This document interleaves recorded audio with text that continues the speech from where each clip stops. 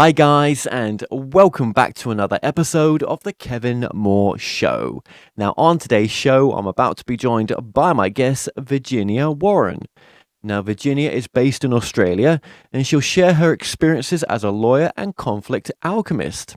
Now, Virginia has discovered that the legal system underpinning the governance of our world is flawed, and that the laws we have created are fear-based, which not only means that humanity is governed by fear, but at a core level, our legal system's purpose contradicts the universal law of oneness. In truth, which says that fear-based conflicts cannot be resolved with a fear-based system. As a result, she has co-created an organization called Lawyers for Love. Virginia Warren, thank you so much for joining us. It's a pleasure, Kevin.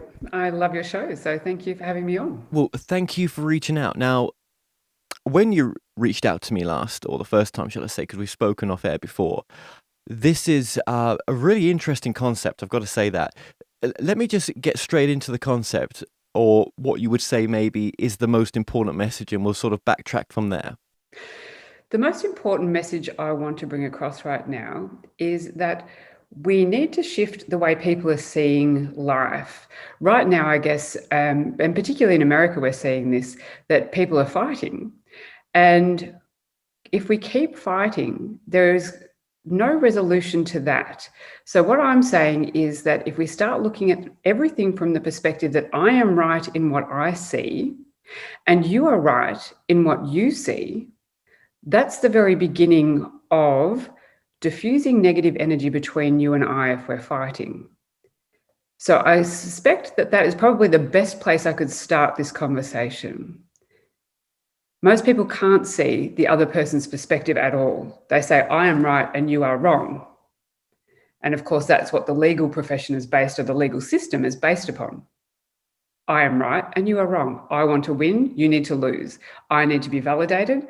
I need to say that, yeah, I'll put you down so that I can raise myself up. Okay, so what are you a practicing lawyer in? I practice in general practice, and there's been a lot of family law, a lot of estate law, and that's really where most humans get together to air their dirty underwear, if you like. Most conflict happens in those spaces. I do a little bit in the criminal law space, but not a great deal. A great deal where I'm called for in that. I also do commercial law and things. I'm a general practitioner, but I've had quite a lot of experience in particularly family law, where emotions run high, and people want to blame somebody for the way they feel. You made me angry. You made me upset. You've ruined my life. You took my money. All of these things that happen. Life is built on relationship. People are in relationship to one another. And of course, we can't see who we are in that relationship. We're looking at the other person. So, Lawyers for Love, if you were just to sort of give us a pitch for what that's about. Basically, we are a concept firm saying that we're going to look at your legal problem from the perspective that everyone is right. And when you look at it from that point of view, yes, you are looking at it from, there is another person in my game, but there is a reflection of what I'm going through, of what I need to know about me right now. So if we start, that's where we're starting from. Everyone is right.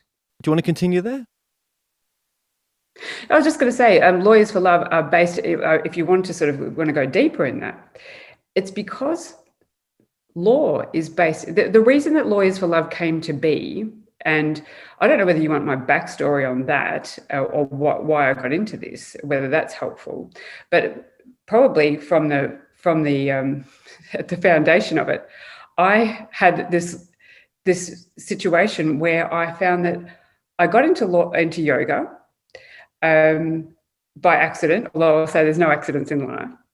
And from that point of view, I tried to reconcile. I did a diploma in yoga teaching and got into the philosophy of yoga and discovered the word ahimsa, which meant non-harm.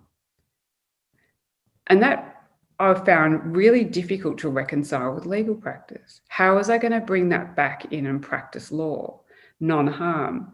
And it came to me that law is based in fear. And this is what many people on the planet right now don't realize. We're talking all sorts of other things, politics and everything else that is wrong, and how we've got to be spiritually, more positive and loving. But they don't realize everything you do is underpinned by fear. The laws that govern the planet have fear-based premises to them. Every law is saying, if you do this wrong, I will punish you. Every contract that you enter into with somebody says me versus you.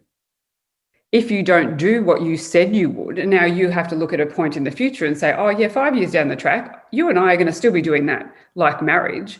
We are going to still be these same people, we're going to do the same thing. And how do you know that? You don't know that. So these contracts are structures, and they're locking you in, and they're punishing you if you cannot fulfill what you promised you would in the start. So all of our law, everything that governs human relationship here is based in law, and on this planet, it's based in fear. So that's what the energy is running the planet right now. So Lawyers for Love saw that and thought, whoa, that's pretty powerful stuff. Nobody realizes it yet. So how can we change that? Well, we started with a little phrase called, it's a funny thing because lawyers talk with time. Time is of the essence. If you don't fulfill something in your contract by a certain time, you'll be punished. We thought, wouldn't it be funny if love was of the essence? So that means very simply that if you made a loving choice every time you had to in a contract, that would change everything. But of course, we have this problem here in law.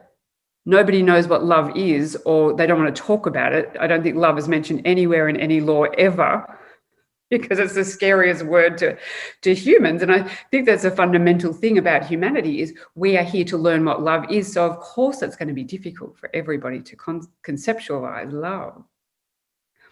To help the ego mind, Lawyers for Love have said, we'll call love a state of being without fear. So to check in every time you're going to make a decision, have I got any fears around this? Is there an agenda? Do I want to take someone's power? Or am I just generally doing this from this now moment for the highest good of all? So that's how Lawyers for Love came to be, with that whole concept of love is of the essence. And then we realized that we're seeing things, this is all perspective. And of course, your perspectives are created when you're young. And if we all understood that, if we were all able to understand that, hey, you've got a different perspective than I have. I like pineapple, you mightn't like pineapple, and that's okay. But we're still fighting with each other and saying, no, you've got to like pineapple because it's great. But that's their perspective and it's true for them. So we'll go on and move through our lives having compassion for the other person, saying, oh, I see your perspective, I see it. And this is even, in crime and all those sorts of things. We are rejecting people because we're rejecting parts of ourselves. Lawyers for Love like to call these our perspectives are built by our internal legal systems, these legal systems that were created when we were young, these rules that we've created. And now what humanity's done as a society, it's a collective consciousness that's projected our internal legal systems externally to create the legal system we know now. But the trouble with that is we call it legal fetishism. It's controlling us. So we can't go anywhere now without our parent. We grew up with the parental rules, and now we're going out into society still looking for a parent. We're not growing up. We need a self-guidance system. Because effectively we are all love. And this is, I'm saying this now, that unless you've been living under a rock, we are energy, and people just need to get used to that idea. It's as simple as that. So we're based in love, and like the sun, the clouds float by as like the rules, the negative beliefs, all those things, and we clear them. But behind all that, we are still love. But the legal system doesn't see us as who we are. So it's trying to guide humanity based on some structure. You can't put a structure around flow, around love. It can't be done. That's why That's why we are seeing what we're seeing out in society now, because of our belief systems. So, is your Lawyers for Love practice up and running now? And is that running alongside your normal sort of day job as a lawyer? Yes, well, it is, because when we bring somebody in from this space and they want to have a different experience with their legal conflict. Now, I don't litigate, but what I do is I then take a person in and say, okay, so you have a legal conflict. The other party in that has been as your mirror, is the perfect person for you. You attracted them in. They're helping you find something about yourself, the rules you've created. So when you're now in, they'll use a traditional lawyer perhaps, because I see this as a transition. We are moving to a new dimension, a dimension based in love. But of course, we need a transitional period, don't we? We need to move from smoking to non-smoking until all venues are non-smoking. And that would be the norm compared to the other way. But in the meantime, this is what we're doing. So we're using the legal system as a catalyst to help you find the rules you've created for yourself. Because when you can't see them yourself, they're unconscious. Your unconscious legal system is your judge, jury, and executioner. It's your police officer. It's putting you in jail all the time, giving you guilt and shame. So we're helping you find those so that you can free yourself and expand your consciousness. Okay, and we'll go into depth into some of this stuff as well, right? Or we'll maybe pick some of the stuff that you've said there and just talk about it a bit more. How have people received that? If that is up and running now, those who would never consider this stuff, are they working with you in that way? It really depends on the human. So if we're talking to somebody and they see, well, nobody likes the legal system. Nobody likes it. It doesn't help anybody, the lawyers and the clients, because everyone feels like the clients feel like they've been cheated, and they have, in a way. They've been cheated of an opportunity to expand their consciousness. So if I'm talking to somebody about that, they say, oh, great idea. But they have to come to me with that knowledge set at the beginning, because most people want to come to a lawyer to blame somebody else for their predicament. And of course, if we come in, we hand over our problem on a plate to a lawyer and say, here, you take it for me. You're not helping yourself at all. You're saying, here, Dad, here, Mum, take it. I can't do it. Where? Just move it through. And that's perpetuating your separation. We're not helping raise consciousness at all. And we're doing the shame, blame, guilt game, and it's in that win-lose model. Whereas when we're doing it this way, it's a win-win. And those people that have been through this system with me, they are so grateful. They end up thanking the other person. Now, whether they even talk to the other person ever again in the situation is irrelevant. It's your own journey. And they'll thank that person for showing up, because you have gotten to a place where your unconscious belief is that ready to be dealt with. It's caused great conflict, great pain. And of course, you've said it before, you like the dark side. Most people don't. They don't want to jump into the dark and feel it, because we are here to experience it all. And until you do, it'll keep coming back and get a little bit bigger, different form. It'll keep going on. And that's why people in the legal system feel like they didn't get anything out of it. They paid a lawyer a lot of money, and they might have got half their property or whatever it was, but they don't feel there was value in that. There's a reason, because they didn't get any value. This will be difficult for some people that have sort of coming across this idea for the first time, but how long has this process taken you to get to where you are now, to this understanding? Nearly 10 years. Yeah. It was 2012 when I had this fateful trip over in Main Street, Mornington, and it ended up in 2012, the fabulous year 2012, and found myself in the middle of a pedestrian crossing on my hands and knees in my suit and heels, and it was very embarrassing. And that's what sent me off to a yoga class. My chiropractor said, off you go to yoga for that bruised ego and knees. And I discovered this unbelievable way of being just by basically doing a few breaths and stretches, and the yoga teacher said a few things, and I just thought, wow, what was that? It changed my sort of way of feeling. So then I jumped into doing a diploma in yoga teaching, 12-month course to discover all this philosophy. And it was where I was, obviously, it was my journey. It was where I was meant to go. Yes, because I think it involves shamanism as well, right? Yes, it does. It does. Because when I looked at all the yoga in it, and then I discovered there were so many other philosophies. How was I to reconcile it all? And the one that really struck me was shamanism, and Carl Jung then used that in the human shadow, and bringing the unconscious to light. And I felt to myself, wow, I could apply this to everyone I meet. All they have to do is stand and talk to you for a little bit, and they can tell you basically what their shadows are. But they can't see them. They can't see them. It's all in the words. People say it, but they're bringing you the conflict that's saying, oh, please, please find me in here, because I'm looking to be found. So we should be so grateful. And everyone that comes through this system with me I say to them, okay, so every time something comes up, we're going to get excited because it's the next challenge.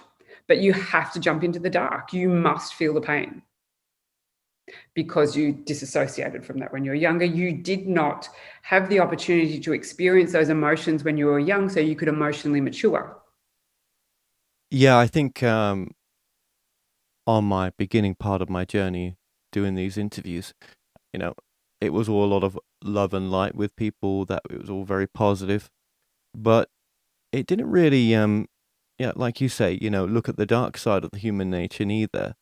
And I think there may be as much light in the dark as there is in the light. You know what I mean? Yeah. It's just another way of teaching us, isn't it?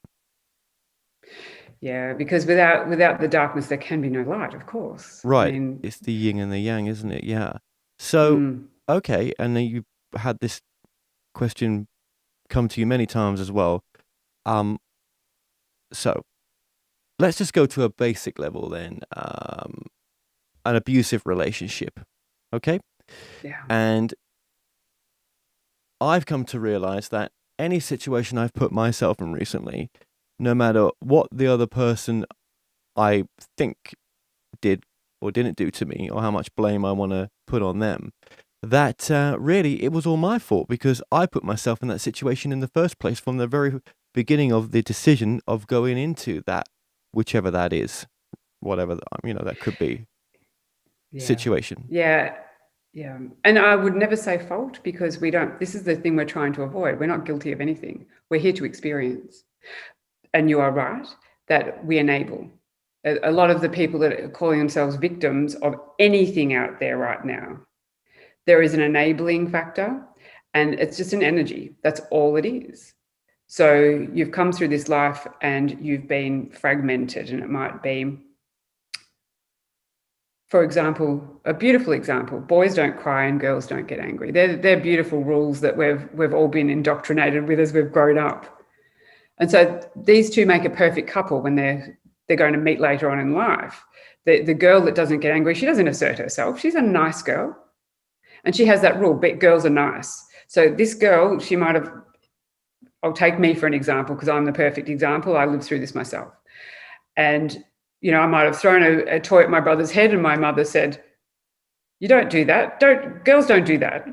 Girls don't get angry." And so I just soon learn, every time I want to express that anger, you don't. You suppress it. So you disconnect from it. You say anger is no good. You create a rule. Then a boy. Boys don't cry. Boys are tough. Boys stand up for themselves. There's no emotion there, sunshine. You just keep it together. Boys create that rule for themselves. It becomes an unconscious reaction to life. Don't show emotion. Now, of course, I grow up, boy grows up. I meet this boy that's suppressed his sadness, and I've suppressed my anger. What's he going to show me? He's going to show me anger, because I want to say, I don't like that. I've rejected that. So we're going to fight, because he's going to show me more anger. And I'm going to say it's unacceptable. But guess what? It's not unacceptable. Anger is perfectly acceptable if it's mature. But my anger wasn't allowed to mature. In fact, I said at one point, I'm not an angry person. Well, of course, I like to assimilate it to a pencil box. You've got 12 pencils in the box. And when I went to use the red pencil, the pencil of anger, my parents took it out and said, "You're not going to be needing that." They took it off me. So I don't have the full suite of pencils there. I can't color in my whole life how I want to do it. I'm doing it how they want. I'm not allowed to be angry, which prevents me from asserting myself and then enabling. So I go to meet this guy and then I enable his bad behavior or his appropriate behavior, which is going to show me my anger ultimately. And then that all plays out. In the beginning, I could have said, no, you don't speak to me like that within the first week of our relationship. But no. What I do is I say, oh, no, it'll be fine. I'll fix it. It's beautiful. And then, of course, time goes on, 30 years goes on. That relationship gets more controlling, more abusive, and it's harder. It's like chemistry, basically. You can't separate the molecules anymore. They are bonded. And to pull them apart is painful. But we like to blame each other. Rather than saying, oh, I see what you did there. You helped me find my anger. Because yes, there was anger to be found within me. And until I expressed it and owned it and knew that it was part of me, I couldn't get my red pencil back and put it back in the box and say, whoa, look at me. I'm not unfulfilled anymore. I'm content. I have all my colors. I'm now authentic and I can color whatever I want in. But we don't see it like that. We just see, oh, we want to blame somebody else for how we feel. Now, your first marriage, was that abusive at all? Yes. Yeah, more psychologically. And, you know that. And people say, oh, why don't you leave? Because it's a couple of things. It's the old familiar. Of course, you're used to that. You're looking for the pencil. You know this and you know it's in there. You're going to get it unconsciously. You don't know consciously. And that's the thing. That's why the relationship is there to be looked at as to why is this happening? It's happening for a much higher reason than it appears. So you look at it from that point of view. And the other thing is, yeah, it's the unconscious. We're helping each other. We're helping each other on both ways. For me to also show him where he's showing anger because he can't show emotion. He's not allowed to. So it's a two-way street. So if we pull ourselves out of that situation and say, I see what you did for me there, thank you. Then I can expand and grow. Then I can become my full set. It's like, for example, but you have to go through the pain of doing it. What you have to do is go back and see where you created this rule. You got to find out what's going on. Why did I create a rule that anger was unacceptable? I'm not a whole person unless I can be angry, sad, jealous, rage, all these things, but at a mature, whole level, because you are all that is. You are the other me, I am the other you. That's the way it is. But we don't see that in law. We don't see people as energy and energetically connected. It's just like you're all things and it's a one-way proprietary arrangement rather than this energetic, indissoluble whole. When that let's call it that emotionally abusive relationship that you were going through at the time, if you had walked away and stopped that relationship, that would have been one action to take. Or if you had more life experience and realized that maybe, did you, or can you look back with life experience now and say, you know what, I wasn't actually in love with that person? It's a perfect match at all times. You are matched to exactly what you need because I'm putting out this low vibration and I'm resonating with that at some level.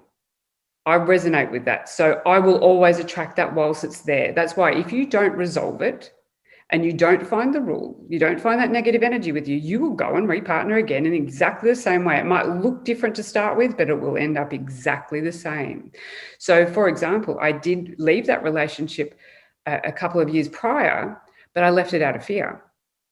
Now, this is a very important thing for people to understand when we're doing these things. And this is when I'm helping people before they even leave relationships, if that's what they want to do, is you have to find out for yourself what is going on. So you must look at the rules you've created and say, oh, okay, if I'm making a choice based in fear, then that energy stays with me.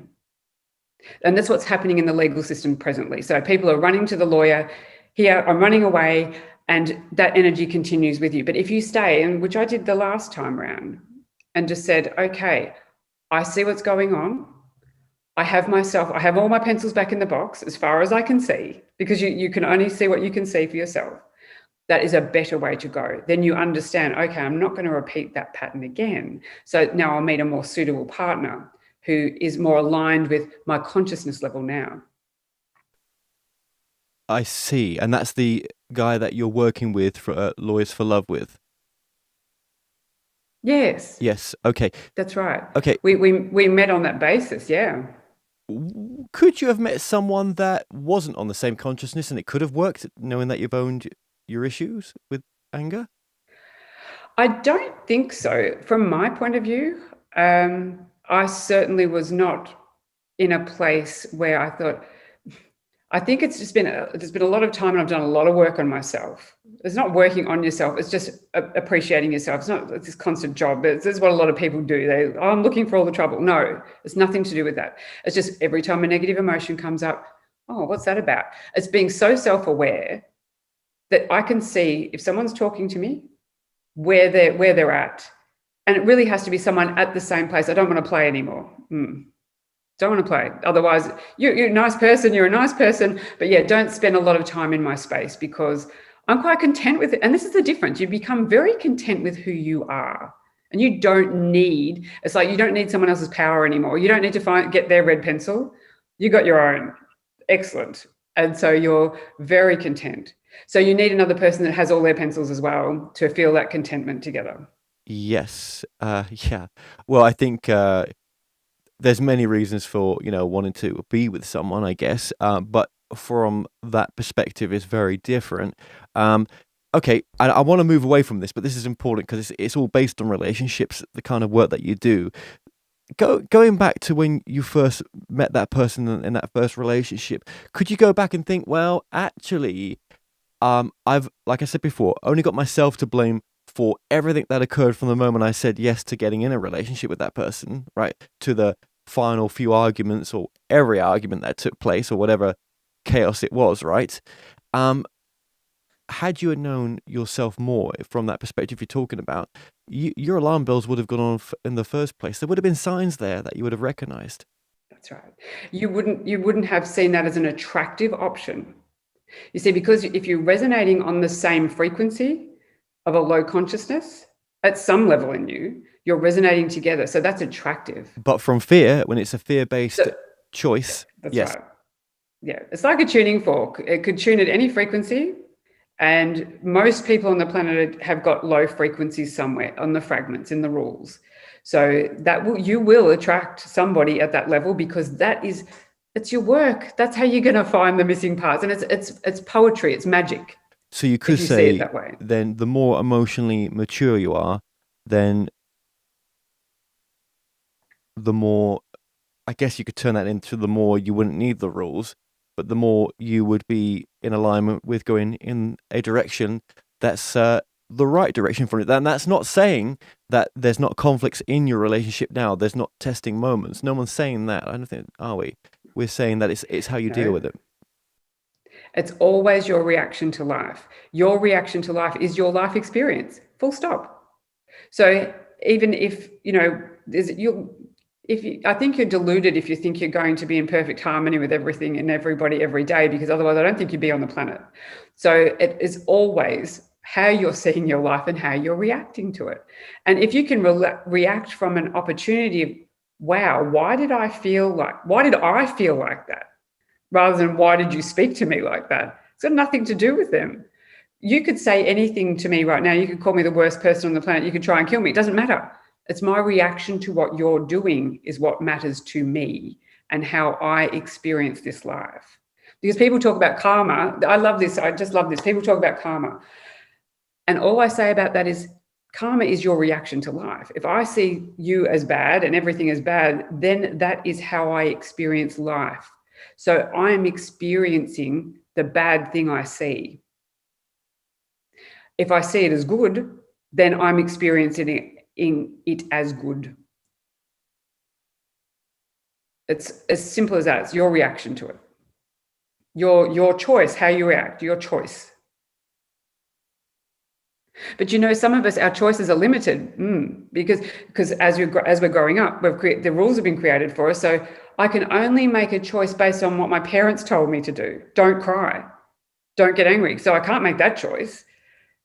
So the pencils were taken out, the choices were taken away. It could be opposite. They may have been mum reacted very, screamed at dad, shouted at him, called him all the names, and you've taken that energy on. It could be the opposite. That's one, yeah. Yeah, we all react differently, and that's absolutely vital for everyone to know. It's not an absolute formula. We all have an archetype and we'll react in different ways. But all you need to know is, why am I reacting? Why do I have a negative emotion or a negative response to something?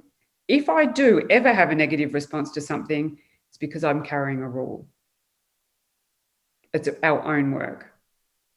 And the rule for reacting just as abusively as someone is towards you is, maybe you like it, the conflict. Maybe you do. Maybe it energizes you momentarily, but you see, it's still a negative energy. It's like what I say, you'll go and eat a block of chocolate. The chocolate tastes great. It's giving you some relief from whatever. We humans started out in love. We were fragmented. And we're fragmented. We lost all our pencils. We're picking up the pencils on the way back to finding our whole set of love again. So we're always making choices to find love. So it might be, I'm feeling rotten now. Instead of discovering why I'm feeling rotten, I might just go to the cupboard and get the block of chocolate. Now, 3 squares might have satisfied me, but no, I polish off the whole block and I'm feeling fantastic while I'm doing it. But then probably an hour later, I'm feeling full, awful, guilty, ashamed of myself. I should know better. I'm beating myself up. That is practically every bit of human behavior, but on different levels. Some people will kill somebody else instead of reach for the block of chocolate because they feel better for that moment. In that moment, they'll get some relief from whatever it is, whatever conflict internally they're running. So when you see it from the perspective that the other person felt better for doing that action, you've said before, I think that's helped you to see why they did it, because it made them feel better. You have compassion. Yeah. And people get confused. Yeah. People get confused because they think, you said that was okay to do that. No, that's not what was said. What we're saying is, you have compassion. You can see why the other person did it. It's perhaps not appropriate behavior for a peaceful society, but let someone have a look at why you did it. And this is why we have criminals in jail, for example. People say, you did a bad thing, let's lock you away. Well, that's not helpful. But all we're doing is rejecting an aspect of ourselves. We're saying that is bad. It's a judgment call. Based on what? Everything is okay. Everything is okay. But you have to see the motivation behind why. So we look at the person, why did you kill someone? Might have been for protection, might have been, because you hurt me, you made me feel hurt, and to kill you makes me feel better. Now, I'm not saying the action of killing is ideal. That's not the ideal outcome. But we need to look at why that person did it. They did it because they felt better in the doing of it. Now, if we had gotten to them first and said, you're running some rules here, let's find out what they are first. It's saying you're bad or that person can't do that to you. If we sat and saw everyone can do anything they like, and of course, I'm using the worst example, killing somebody, but if we want to take it to the absolute level, then if we look at it from that point of view, then we can have some compassion for why people are doing things first. Okay, and it could be for money as well. They have what I want, but it's your loved one that's had their life cut short, and what other solution is there but to put them away from society and then maybe apply what you're saying there to get them into a program where it can be looked at a deeper level as to what really was their motive for doing it. But if they can't feel any compassion for what they've done, and they can't see too clearly what they've done wrong, and also on top of that, us as the victim, maybe one of our family members or ourselves, we want them to suffer at least, or to have something taken away from them for what they've done. That's how we're taught the law system is. Do you know what I mean? But Mm. are we ready to? It could be 30 years ago a murder, just saying, and the person who's lost their family member still hasn't forgiven that person, still sees that person as a threat to society because deep down they're going to do it again in some other way. There's a couple of things there. Firstly, the person would be releasing themselves from the situation, releasing the negative energy for themselves if they A, could forgive, and then B, have compassion. Why had anyone asked them at a genuine level, why did that person do what they did? They want to shun them at first, blame. Because you represent everything that's wrong with me, my life, society. So that's good, I can blame you. I'm elevating myself. So forgiveness is very difficult for people to say. That's why I say compassion. Let's understand them first. Now, ideally, yes, I always get asked this question because it is one of the most striking questions ever. Now, from a metaphysical point of view, everything is perfect. Everything's happening because it should, and it's your life experience.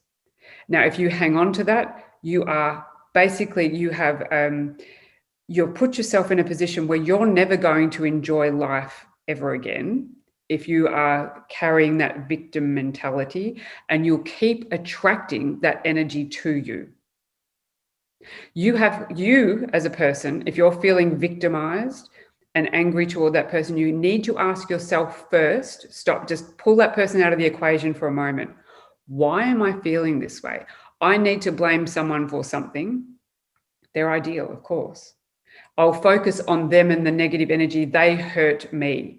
No, nobody can hurt you. It's your choice how you feel.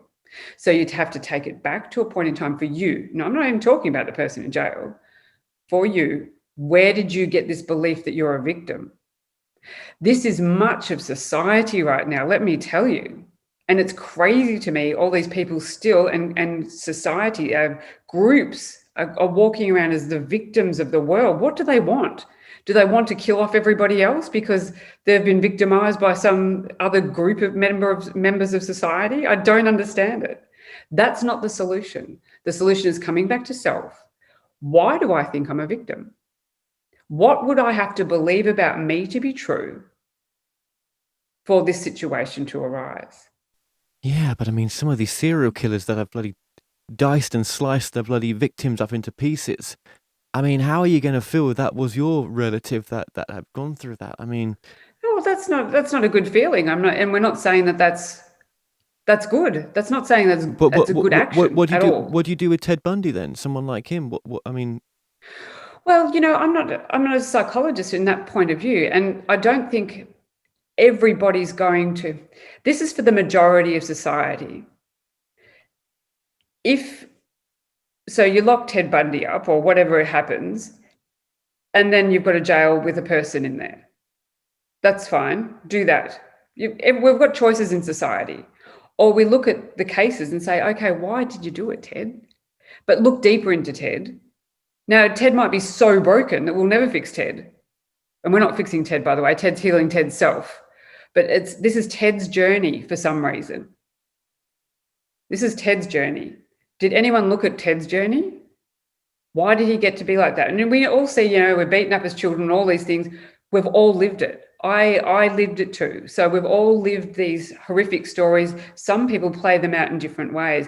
And we can't have the experience, and it's going back to having experiences. We can't have the experience of being a victim without a perpetrator. Now, I know people might say, oh, that's just terrible. But when we see that that's how humanity is working, then when we take our role out of it, it's all going to dissolve over time. don't you think some people, if you let them out, or if they're not away from society, that they're just going to keep doing it and keep doing it? And had you had locked them away, because you're not able to change them at their deepest level because they're insane, that you would have saved the lives of many other people who didn't need to be a victim. That may be the case. Again, I say everything's perfect. So from that person's point of view, they may have had. I'd like to say that there aren't that many people in our society that would fall into that category. Number one. Most of us are dealing with relationship. We're struggling anyway, and it is a big deal to us in our relationship. Some of us would probably like to be dead, and some of us choose to because it's just too hard. So those people could have attracted that in for themselves anyway. So we need a lot of people won't like what I say, but I just say it, I call it as it is, because Ted's there to do Ted's job. And if you're attracting Ted in, you've got some things there too that attracted that in for you. I know that sounds weird, but that's energy, people. That is what energy is. This is why you work on yourself. If you find the negative energies you're carrying, you're less likely to attract in negativity, full stop. Then you work with, if you can work with the people, instead of putting them in jail saying, I'm rejecting you, which is effectively rejecting a part of yourself. Let's work with you too. You're not going, it's probably not possible to work with all those people and do that, but I think it's a great turnaround. I think more, and this is, I think, where we're getting back to the legal system and the systems that we're in. Most of the prison systems are working from a place of profit. They're not really carrying on rehabilitation. And most of the people that are going back to the prisons are doing it from recidivism because they know this is the familiar. I feel comfortable here. I'm protected. Mum and dad have got me a house. I'm back home in my bedroom. They told me to go to my room. I'm back there.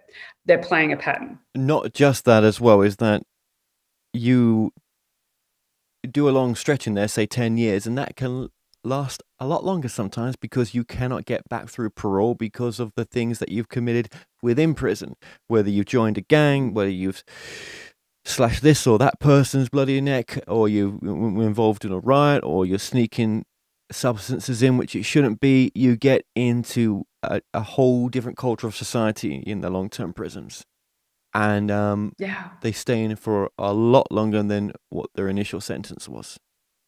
There's a lot of negative energy in there. But then the parole board's there to stop people who are not ready to not go back into society. Yeah, they still let them out though. You know, none of that is perfect. It's just looked at from my point of view, we're not looking at it from the most optimal place. What we have right now isn't working. People still kill people, irrespective of what the laws are. And this is what we're saying too, is that the laws, they say, oh, the law's there to protect you and give you certainty. None of that is true. Rule breakers break rules. People still murder. Everybody breaks the law. Everybody breaks rules all the time. So the system, from that point of view, and they keep putting more rules around it. Well, you do say what my consciousness is saying is more powerful than the role of the law or what the law says. So, yeah. The unconscious rule, is far more powerful. That rule that you created, and this is even in the most decent, let me put that in quotation, members of society. We have judges doing things, terrible things, and they should know better. There's no such thing as should either. That's another rule. But they're crying out for, let me find the rule that I'm carrying, because they're feeling discontent as well. There's not many people on this planet that are content and very happy with their lot. And there's a reason for it. You're looking externally for the wrong reasons. You're not looking for the pencils. You're looking for things and pleasures to make you happy. And well, they're fun too. There's nothing wrong with any of that. Nothing wrong at all. But for the wrong reasons. The unconscious rules are found in our conflicts, in the naughty things we do. That's where they're found.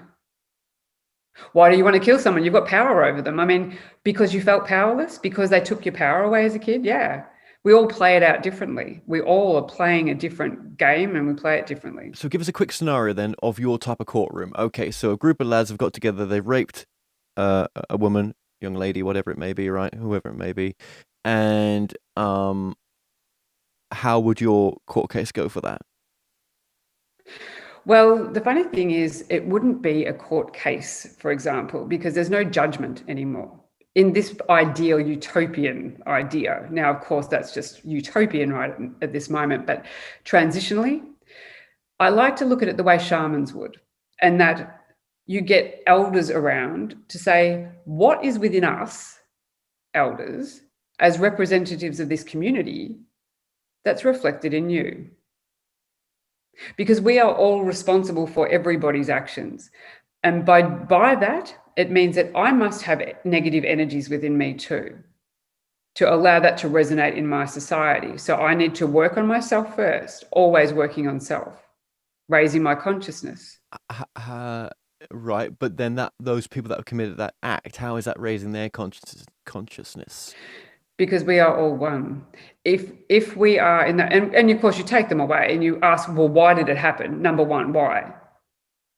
Not many people ask why. What would they do? What happens now is that the victim is pulled aside and treasured. The victim. Yes, she is feeling pretty ordinary. But let me tell you, she's attracted it in. Harsh, but so be it. That's the bottom line. These perpetrators, and I like to call them experiences because they're all just experiences. Now, we might have one ringleader that wants to be powerful and the others are so weak in their power that they draw off that person's power. As we know, gangs get together and they can't stand in their own power. They're not able to. So we've got to say, why can't you stand in your power? Why can't you feel content with who you are? You need to be with this idea. Now, that's a pretty heavy example, but they're the foundations of it. Each person needs to ask themselves a question: where is my power? And for the girl in the example as well, how did I look that attractive from a negative point of view? Why did I feel like a victim? Why am I giving out victim energy? Yeah, but you ask a lot of survivors of situations that, or whatever it may be that they've gone through, they wouldn't feel like that, would they? They would feel like they were innocently in the wrong place at the wrong time. They may do. That's beautiful. This is why I'm saying it's just time to change that. You can keep that idea going, no problem. That's so third dimension. Keep it going. You're perpetuating separation. We're upholding the victim. We've said it in courtrooms. The perpetrators are standing there. Perpetrators, I'm using those words as illustration only.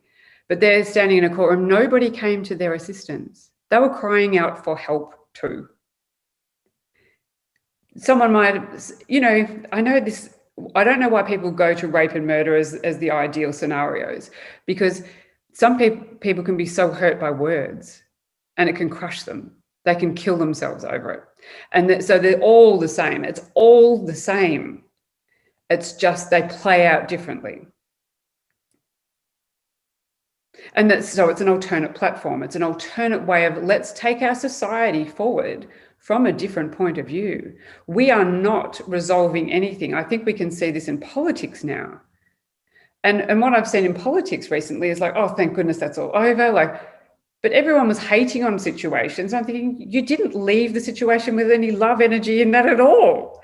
Of like, wow, we see what happened there. How good was that for us? What we don't prefer and what we do prefer from a really loving place. It was just like, and I feel that will just keep flowing back and people will keep meeting it until they actually see it for what it is. It is energy. Because some people would look at those people that have committed those crimes as just evil. They're evil. Yeah, of course. Yeah. But can't we all be a little bit evil? And that's what they're not accepting. This is the whole thing. You're not accepting that you're the whole set of pencils, the black one included. There is some evil in you. Accept it. Because if you don't, it will reflect back at you, because you've essentially blocked the flow through your evil. You haven't matured it. And, evil is in, you can do something sneaky or whatever. Everyone's guilty of doing a little something, and it's perfectly within the range of human capabilities to do all these things. It's just whether you've matured it properly and you're a whole, stable human, because you can be both the dark and the light. You have both polarities. And if you cannot accept that, then unfortunately, you're not balanced. And you will seek things out that will try to balance you. They will come at you. But surely that guy, using guys here are just a general term, but that guy has or could respond back to being asked, why did you do what you did? What's at the deeper core of that? And they may not even understand or be able to come to that space because they are just at a different spiritual level to where you are. They're not able to. Absolutely. Absolutely. That you are so right about that. But the person that's been on the receiving end, they had that energy as well. Yes, but then So how do you heal that person in a sort of shamanic way that the only way what you can do is people make choices as to whether they want to heal themselves or not. At the end of the day, if they don't, what would you do they then? don't. They just don't. What you do is you raise your own vibration. Well, I guess that's perhaps an alternative in this day and age. That's what you can do. But you also go in with the view that, okay, I see you, I have compassion for you. This is it coming from a loving place rather than the rejection point of view. So you're coming in from a loving place saying, I see you, we've done everything we can to help you, but we can't have that running around in society. It's like, well, I don't want to sit in a tub of snakes, frankly, and have them bite me. I don't want that. So it's just a preference that I'd prefer to do it this way. But our system has a very negative approach to things, that you are bad and I am good. Bad and good is just subjective. So we can't have the dichotomy anymore. Have you been tested out by lawyers of love? Have you come into a situation where you've applied your own teaching in a way recently? Oh, yes. Yes. Well, yeah, absolutely. This is what we do. This is absolutely what we do. I mean, for And what people, you're going through, that. Sorry, don't interrupt me. For issues that you've yeah, had with yeah. people, yeah. Oh, yeah, look, I'm always in every moment. This is how I live my life. If I'm feeling negative about something, it's what's going on with me. It's just a constant job. It's not a job, it's actually a pleasure. It's like a fun game. I see this as an absolute game. Now, yeah, I know there's many out there that'll just think it's disrespectful, but you can call me that I'm disrespectful. You call me whatever you want. I don't react to that because I know exactly who I am. And if you're calling somebody that, you need to look at who you are. That's the way it is. So I'm more than content with myself and what I say. Now, yeah, you offer me points of view and I'll say, that sounds interesting. How would I work with that? Because we haven't looked at our lives or our humanity in this way at all. It has been ancient, but then we've gone through all this intelligence. We're smart. We've built these rules and laws around everything, but they're not working. They're not working. People will get out, like you said, on parole and they'll kill somebody again. That didn't stop them. And the parole board didn't get it right. We didn't help the person at all. In fact, probably sometimes, as I say, it's recidivism. They're carrying the pattern still. They feel comfortable with the old familiar. I want to go back into my room, like Mum said, and put me back inside. I know how to deal with my power there. Yeah. And thank you for what you've said there so far. Just going back to marriages, it's like that old contract, isn't it? And you do sign a contract when you're married. Do you know what I mean? I shall live with you Till death do us part. Yeah. I shall live with you to the end of my days. But God forbid if it's not working between us, and we just have to live in absolute agony because one of us or both of us are growing in different ways, that we both want different things, or one wants something different, but you can't leave. It's called abandonment. Yeah, that's right. Exactly. That is called abandonment for some people. That it all plays out differently for certain people in certain ways. So, because some people can separate their marriages quite calmly and comfortably, and wow, that was an interesting experience. I'm going over here, and they can still stay friends. But for some, no, because the issues are bigger. And when you can, look, I had this beautiful client one time, and she came into me over a few years, and she was, fortunately for her, she was the one with the money and the power, and if you like, she was able to make the choices, but she couldn't sign the papers. It was amicable in a certain way, and she just couldn't sign the papers to let it go. And then one year, it was 4 years later, she came in every year. This one year she came in and she sat down in front of me. Now, I'll tell you, this lady, she was so proper and stoic. There was no emotion. But this one day she comes in and I said, how are you? And she burst into tears. She said, I had a car accident. It's the second one, in a couple of weeks. And It wasn't bad or anything. And I thought, fantastic. She's just shown some emotion because she has been keeping that emotion at bay. She's hidden it away. I don't want to feel any of this. This is awful. When I took her through a very short process, we found out that she had abandonment and she couldn't feel sadness because big girls don't cry. You'll be fine. Grow up, suck it up, princess. Left her in boarding school. And it was simply that. And I said, guess what? Your emotional response as a child to be sad was true and correct and valid. So she took it back to where she found the rule that if I'm abandoned, I'm going to be sad. It's terrible. I can't let this go. And then she was able to sign the papers and move on. And she's thanked me so much for that. And it's just so simple, but it was such a big sticking point in her life. It held years of her life just there for just a tiny, which we think is a tiny thing, but it was massive for her. And that's just a very basic principle of how it works. Now, for some people, there are a lot of rules and a lot of complex things that have happened, but they're playing out a different story. What about then restraining orders in the sense of, the other one that they're getting it against isn't able to see any boundaries or whatever you want to call it, rules, right? I mean, aren't some things there for our own safety? Well, how many people have broken restraining orders? Well, a lot. Yeah. If I was going to say that, if it's if it's a restraining order that's used for a genuine purpose and not one that's been vindictive against someone, of course. Look, let me tell you that most people, if you come around here, I'm going to call the police, they'll stay away. But if you're going to get a restraining order against somebody, in general terms, and yeah, some of them are vindictive for manipulative purposes. So some people are playing the manipulation game. Simple as that. And I see a lot more of that than necessary.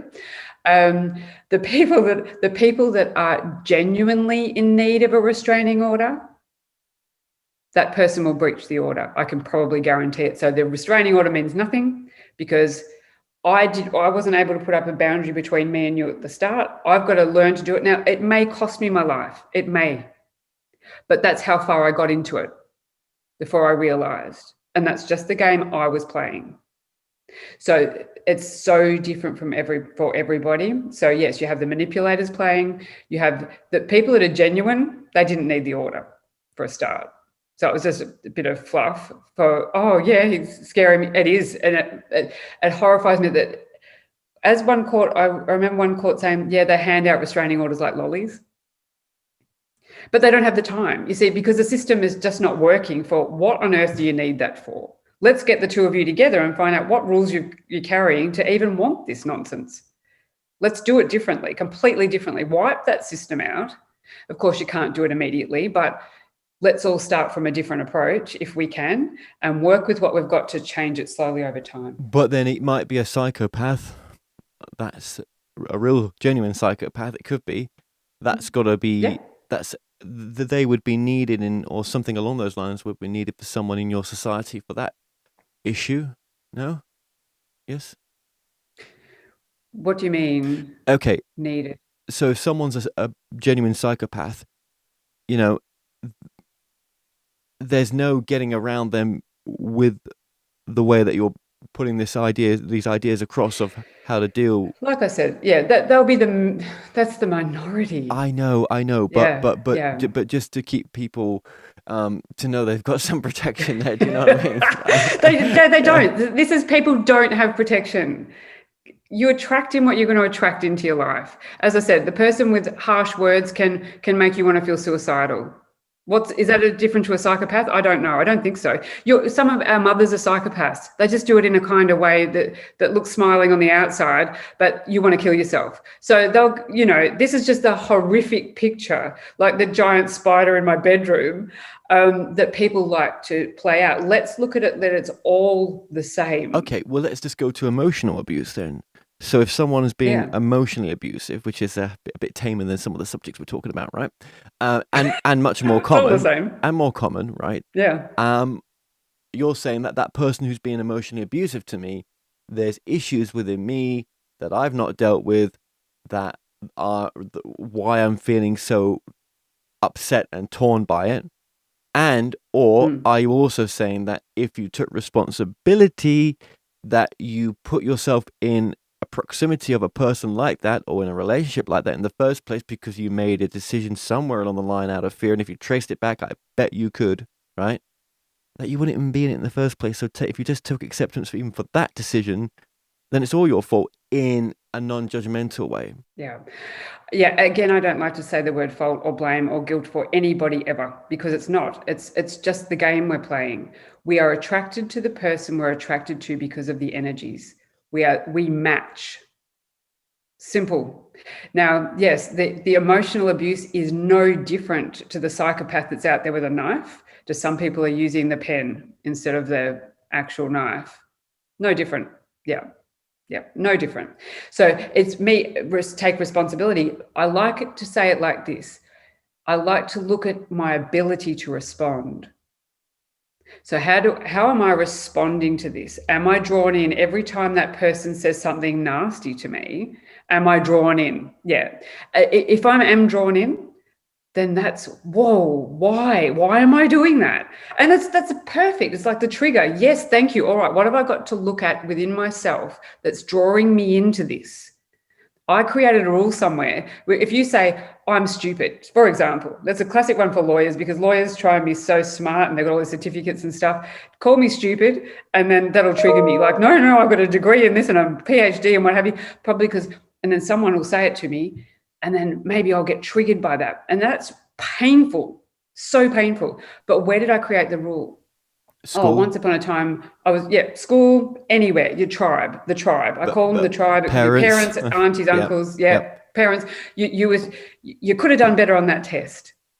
You know, your sister did great, but you did terribly. What's wrong with you? Instead of, they took away my yellow pencil, and now I've got to be this smart person. Hang on, I was a creative. I was going to bake cake, But no, I've got to go down there. I've got to be a lawyer, and I've got to do that. We're always getting triggered by stuff like that in some cases where none of it really mattered in the first place. None of it was true. We're just getting triggered by untruths, because we're trying to protect our character when it doesn't need a protecting.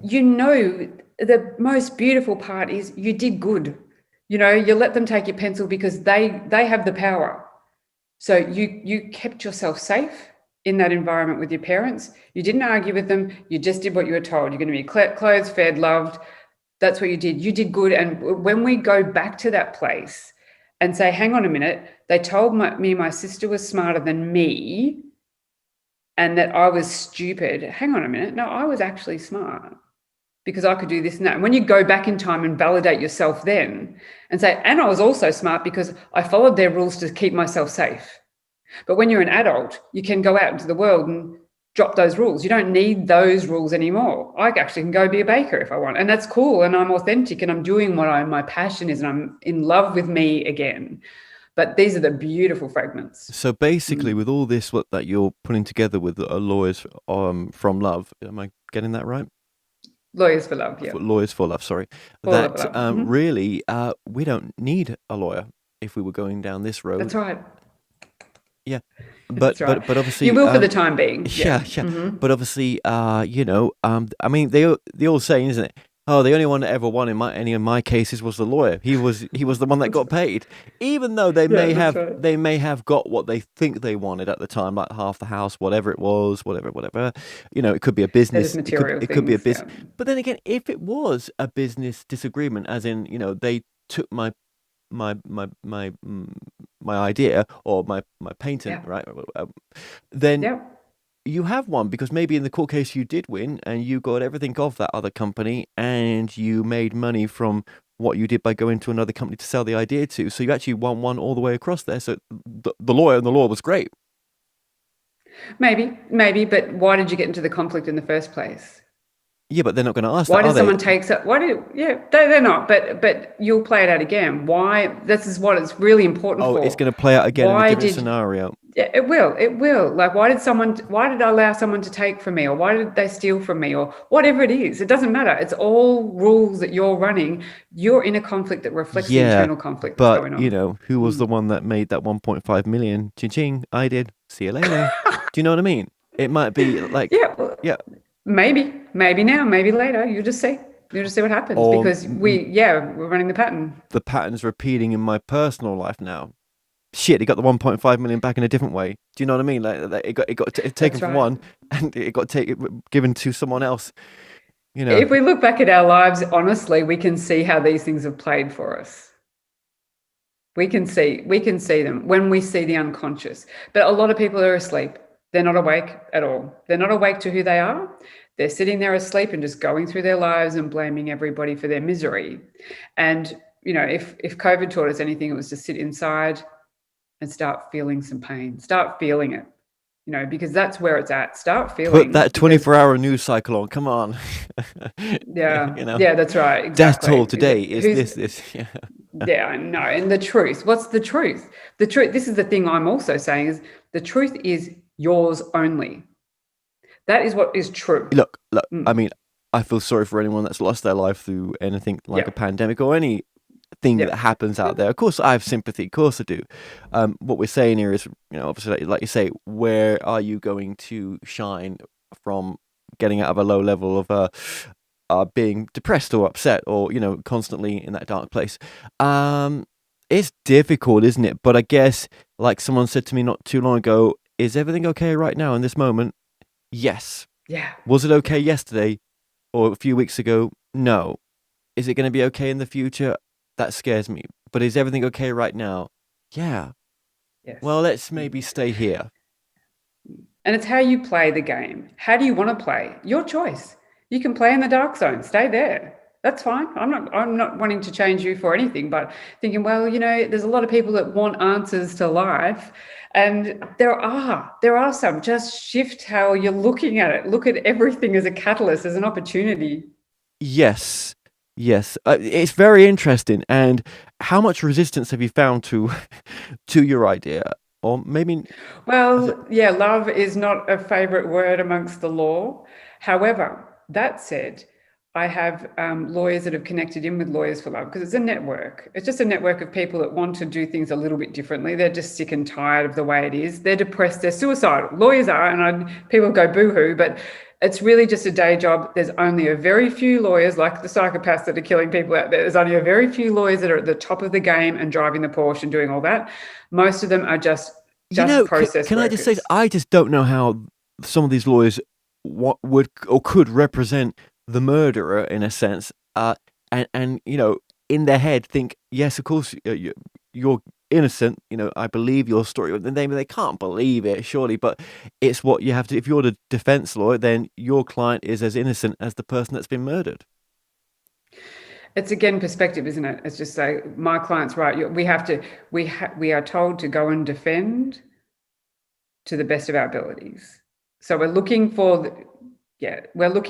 the points of view that will support our defense, rather than looking for the truth. We're not looking for the truth. The truth of the matter is, I did this because that's the truth, because I saw life like this.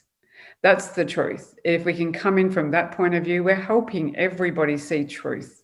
Do you think most people that have gone through a process of doing something that's quite difficult for most people to want to look at, that actually a lot of it stems from the goddamn childhood? It all does. And I think it's the perfect game. And I love the idea that this is a game we're playing, because we're born into here perfect. We're fragmented. Our parents, our tribe fragmented us. And we don't blame them. There's no blame. Again, no blame. This is the game, so that you can expand. And it is this is what I liken it to. It's like you've got your phone. Now, I don't know if you use an Apple phone, but I do. And so you've gotten used to the system, and then they go and give you an upgrade. There's a new operating system. It's like, oh my God, they've changed all the buttons, and this is painful for me. But to expand and keep moving with life and keep flowing, I have to learn the new system. If I was just to avoid it, eventually I'd be clocked out of the system and I wouldn't be able to connect with anybody. And that's what's happening to people. They're not upgrading. They're not moving into the pain of discovering, okay, I've got to learn a new system here. When you become an adult, learn a new system of learning myself, and then moving with the flow. Instead, they're disconnecting completely and they're asleep. These people are asleep and they're staying realm. And my belief system is this planet, after these events of recent times, is shifting dimensions, basically. And what I'm saying is going to happen, whether you like it or not. The systems are coming down. These systems are crumbling. We are offering an alternate platform. And it might be a transitional period of 10, 20 years, I don't know, but this is what's happening. So if the court documentation or the lawyer documentation had the word love somewhere in there, which it can and never has done, well, it can do, I suppose, but it never has. I wonder what that would do. Well, the idea is the court, if there was still a court, would look at the word love and try and determine its meaning. And boy, would that be a day of reckoning for me. I'd be like, yes, love was discussed in a court. It has a meaning, it has an energy, because even by putting, and this is what I encourage people to do, is get their lawyers to put love as of the essence into their wills, into their contracts, because every time we infuse a little bit more love into a document, we're raising the vibration of the planet. Not hard. It's a sneaky way of getting in under the system. Do you think that the level of souls coming into this planet have a big majority of them want change now? So some of the things we're seeing as normal practices will dissolve in the end. But then again, do we want a planet where we're all walking around like a Jesus figure and not having these external conflicts? Because it's the conflicts is what the soul's dying for. We're dying for that. The two questions there. I believe, yes, the younger people coming through are more conscious. And I can see that in the legal system presently, because I have a lot of young women, particularly in law, that say they can't stand it, the hierarchy, the patriarchy. It's just so yesterday. Law hasn't changed in its practices for eons. And so the system's crumbling because they're moving out. They want more authenticity. They want to actually help people now and know people. Lawyers don't know people. So that's number one. And I believe, the new souls coming to the planet, the children, they're going to embody this more than anything. But what it's going to do is something different. We're going to live a different kind of a life. It's going to be creative, and the challenges will be coming in creation, because we're all being more authentic. Doesn't mean we're going to agree and dance around in la unicorns and sparkle dust, although that might happen because I rather like a good unicorn. But just changing up the way we're dealing with our lives on the planet to more, different challenges, like, well, how do we build a community this way? And we've still got personalities. We still all like different things. We're not going to still like be lemmings in boxes and all the same. I don't believe. I don't think that's the way it is at all, because I'm amongst some very conscious people who have points of view. But the most magnificent way is that you can argue your point with these people from such a conscious place, and it's so rewarding. It's such a rewarding thing to do. It's just a different way. All right.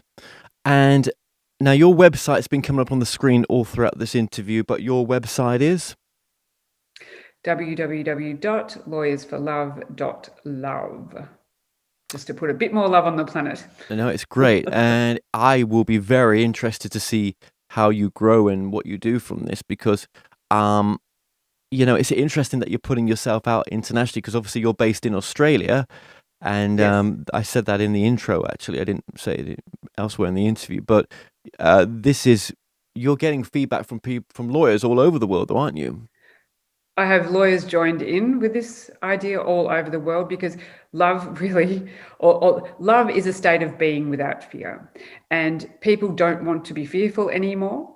We want to move forward together as unity, and borders are really just still separating us. This is global. As you say, it's non-jurisdictional. This is just different. It's just a different platform. Yeah, and how important the law is, because the law is everywhere. Everything's based on law in a particular country. So, well, Virginia, I just want to say thank you, and until next time, carry on what you're doing, and I will get you back on in the future. Thanks so much, Kevin. It's been an absolute pleasure. Really enjoyed myself.